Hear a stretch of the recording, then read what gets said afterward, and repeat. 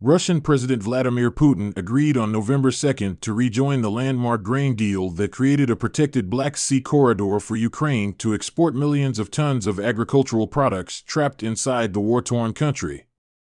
Putin claimed that Russia received sufficient guarantees from Ukraine that the corridor would not be used for military purposes. He added that Turkey acted as an intermediary. The deal was paused for 4 days. The Russian president threatened to revoke the grain deal once again if Ukraine violates the guarantees, and a move stirring uncertainty over how long the agreement would hold this time. Citing two people familiar with the talks, London-based news outlet Middle East Eye reported that Ukraine had promised to use the grain corridor solely for civilian and humanitarian purposes, and not for launching attacks on Russian assets. Ukraine hasn't commented on the details of the guarantees Moscow mentioned.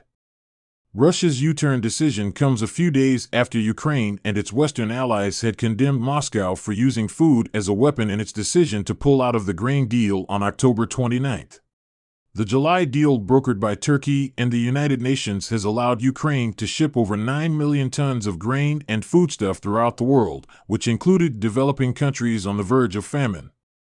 The Russian Defense Ministry suspended its part in the deal after it alleged Ukrainian drone attacked Russian military facilities in Sevastopol and occupied Crimea on October 29. Kiev has dismissed the accusations, calling them Russia's self-invented fictitious attacks on its own facilities.